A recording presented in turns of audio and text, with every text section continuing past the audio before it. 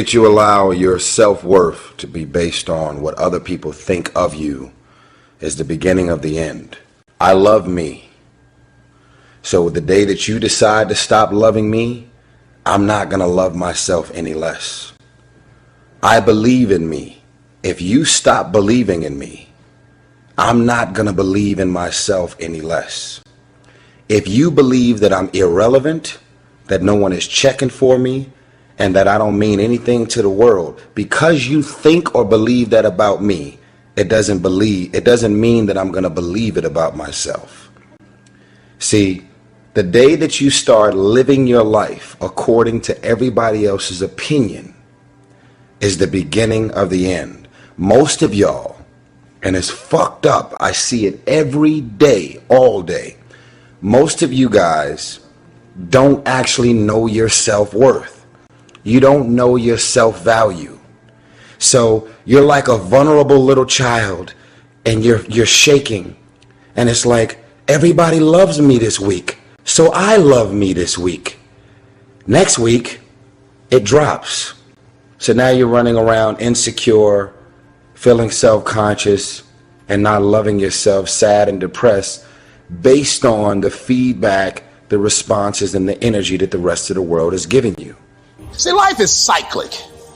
You're not, whatever experience you're having right now, it has not come to stay. It has come to pass.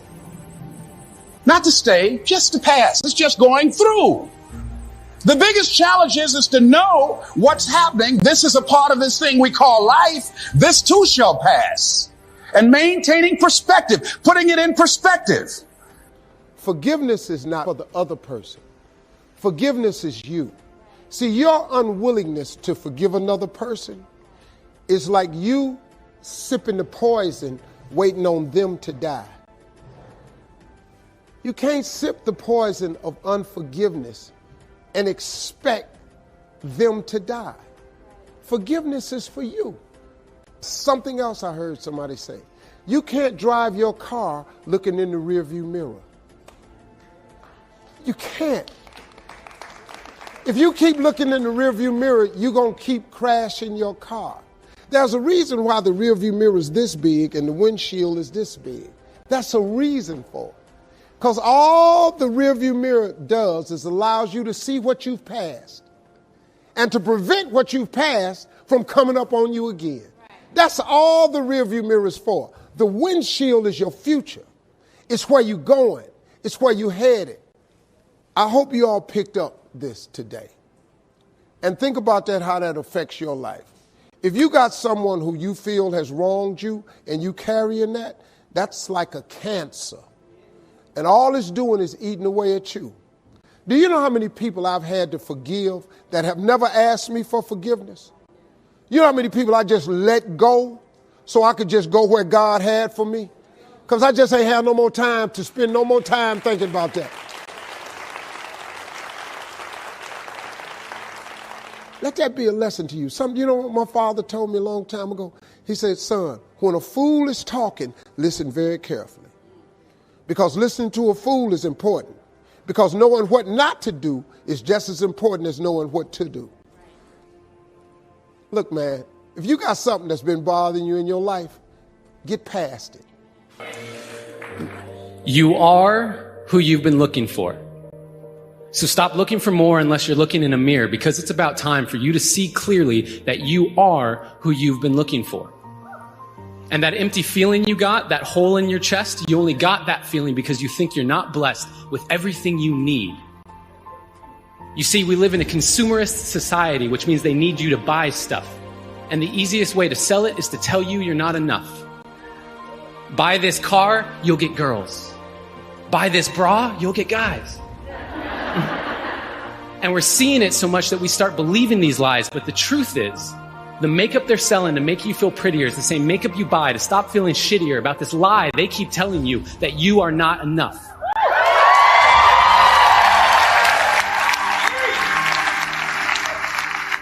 And what about the movies we watch, all the shows on TV? The more I watch, the more I see I need you to complete me. And yes, love is the answer, love is the key, but if you can't love yourself, how could you ever love me? And loving yourself, what does that even mean? Like massages and selfies and that sort of thing? Because the more I think about it, the more it feels weird. I've always been taught that self-love was something to be feared. I've been taught that arrogance is bad and vanity, it's not good. And even my bracelets are telling me to act how Jesus would. So what should I do? How should I act? I'm supposed to love myself, but how do I even do that? Well, I got a trick that I picked up from a friend who noticed that I was quick to defend her when she would say something negative about herself. She would say, I'm so dumb, and I'd say, you're so brilliant. She'd say, I'm so weak, and I'd say, you're so resilient. And when she said, I feel ugly, and I said, you look beautiful, she asked me why I was so dutifully filling up her cup constantly and yet treating my own cup so irresponsibly.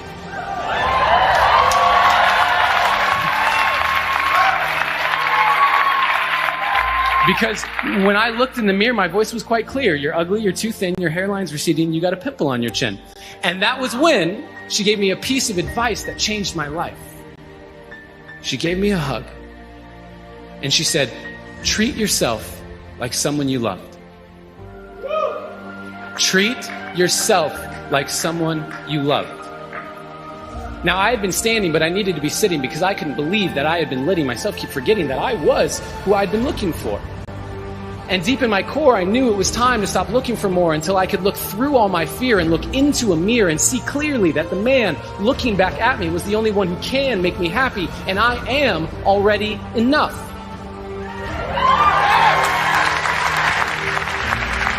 And I am not any more special or unique than you. That is why I'm here to speak to you. You are already enough. And when you start to see that, you will start to be that. Your world will get brighter, your load will get lighter, and you can see that with life, you can be a lover, not a fighter. And that life, you deserve it. Because you are worth it.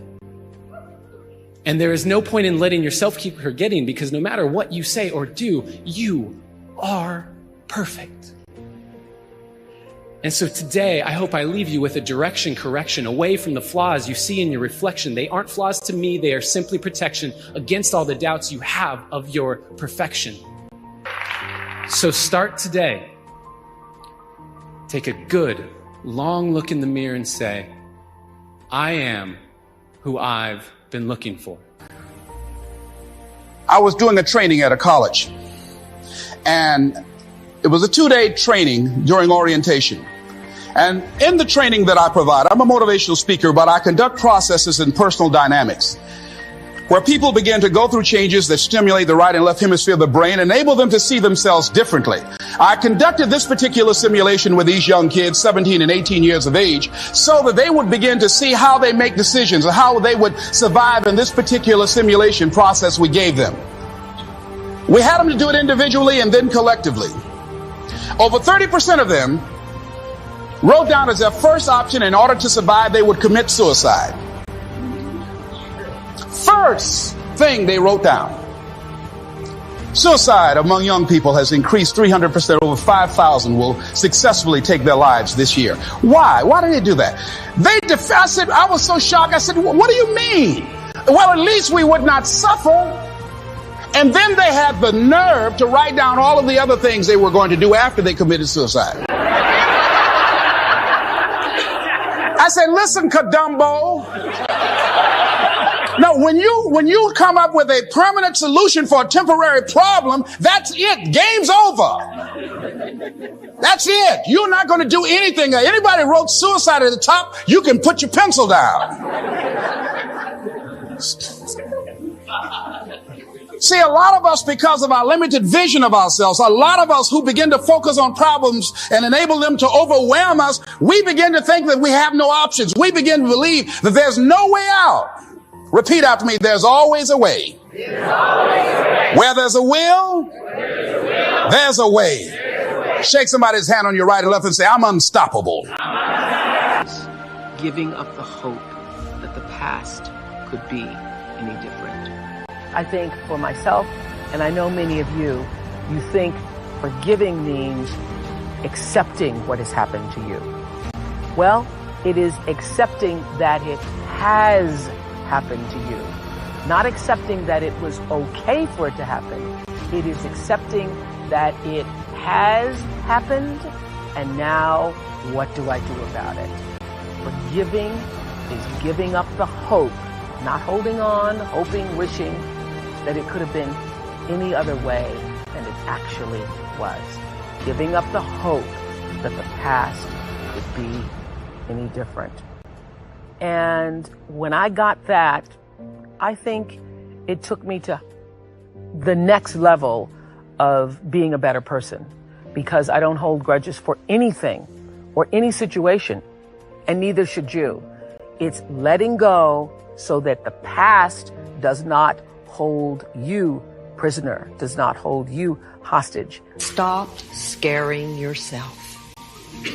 And here we go into fear. How often do you terrorize yourself with your own thoughts?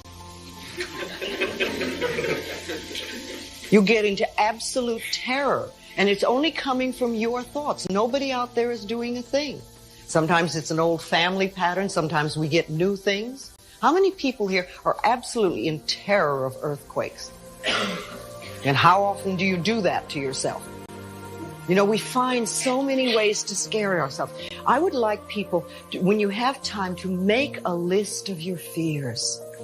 Make a list of your fears. And then give yourself the opportunity to turn each fear into a positive affirmation.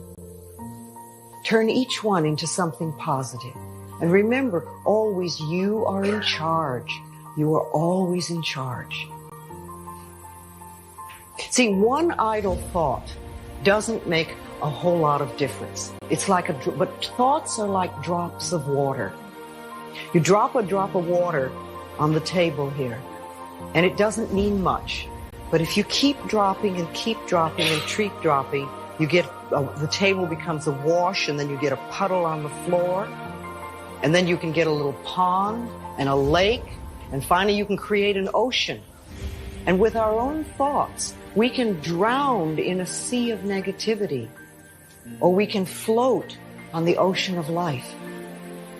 And it's up to us. The thoughts we think accumulate. And what sort of puddles are you standing in? Or are you up to here? Or are you up to here and trying to paddle? You know, what are you doing to yourself? When we're willing to change our thinking, we can change our experiences. And it doesn't matter if you've got a big puddle of negative thoughts. You know, you can move over here and create a puddle of mindfulness, positive thoughts. You can make changes, always. So you want to turn those fear thoughts into positive affirmations. Let them work for you. You've got to make those kind of declarations to yourself. I'm unstoppable. This will not get me down. And if I get knocked down, I'm going to be like Leo Pascal. Said, you're going to have some low moments in life, but when you do, you will have high lows when you work on yourself. What are some of those things that you can do during this period of time? Go for walks. Do some things for you. Just go for a stroll so you can engage in some reflective thinking on life, on yourself, looking and enjoying the universe, smelling the roses along the way. Listen to upbeat music, music that inspires you. I have oldie but goodies. I have strategies that I engage in to recharge my batteries. I'm preparing for that because I know things are going to happen that I cannot anticipate. A very good friend of mine died the other day. I had a program for myself. I have books that I read that inspire me, tapes that I listen to that fire me up.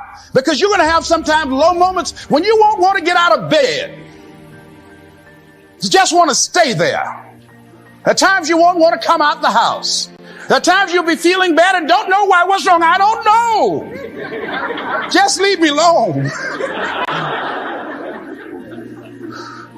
Why did that happen? I don't know. It's called life. To myself now, I ain't shit because you think that I ain't shit. No one loves me because you said no one loves me. I don't love me. The day that you allow the opinions of the outside world to dictate the way you feel about yourself, it is the beginning of the end of you living a blessed and self-loving, secure life. I can tell y'all right now, that it is not the car that I drive or any of the jewelry that I own or the size of my house that defines my self-worth. Motherfucker, I'm hot. I'm hot. I'm hot when you don't think I'm hot. I'm amazing when you don't think I'm amazing. I love me even if you stop loving me. You can say the nastiest, meanest, evilest shit that you could ever conjure up. It will never change the way I feel about myself. I'm telling you, that's the way I live my life. That's how I feel about me. Most of y'all are on Twitter. You're desperate for likes. You're desperate for the egotistical feeding frenzy. Feed my ego. Feed. Like me. Because I don't like me. I'm telling y'all right now, the day that you allow the opinions of everybody on the outside world to define your day-to-day, month-to-month, and year-to-year, it's the beginning of the end. Most of you celebrities that are out there on all of these reality TV shows and doing all of the things that you're doing, you'll slap your mama to get high ratings because you are addicted to fame. When you look at some of the antics and some of the shit that's going on reality TV, you had to say like, wow. You dropped an album 10 years ago, 8 years ago, 5 years ago. Ain't nobody checking for you. You go to a club, you outside waiting because ain't nobody letting you in. You are going crazy on the inside because it feels like nobody in the world is checking for you anymore. The world has convinced you that you're irrelevant. So now you believe that you're irrelevant. So how do you become more relevant? You decide to get on TV, do some rant, get into a fight, and just do something that's going to create some type of press and media for yourself so that you're now on people's radar, so that they're talking and thinking about you. And in your mind, it's like an orgasm. You're like, yeah, they're talking about me again. Yes, I'm relevant. I'm on people's radars. Yes, look at me. I'm on all of the blogs and the websites again.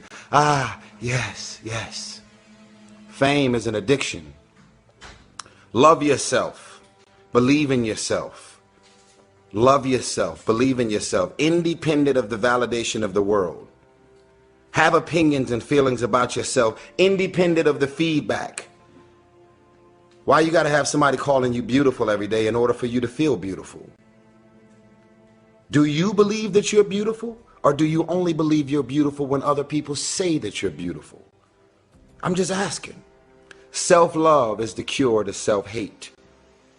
If you make it to the end of this video, I want you to write, self-love is the cure to self-hate. These are the type of qualities that I'm going and have been instilling in my daughter. There is no man that you could ever meet, Shayla, that can make you feel more amazing than what you're supposed to feel about yourself. Nobody wants to be alone. But if you show up empty, as an empty shell, and you're expecting this man to fulfill you and fill you up with all of the love that doesn't exist, you're going to be fucked up. Because as soon as he leaves, you're depleted, you're empty, and you have nothing left for yourself again. Never rely or depend on anybody to fulfill your heart. And if you don't believe in the Lord Jesus Christ, you better get to know him. Because that's also a part of the process of self-love. You are supposed to love yourself independent of any feedback, comments, likes, shares, and any of all of this other social media shit. Some of y'all are social media whores. What does that mean? I ain't shit until people on my timeline tell me that I'm the shit. I love me independent of anything that anybody could ever say. Has nothing to do with being arrogant or egotistical. It's just a matter of knowing and being aware of self-worth. I love you. If you make it to the end of this video, I want you to write, self-love is the cure to self-hate. Self-love is the cure to self-hate.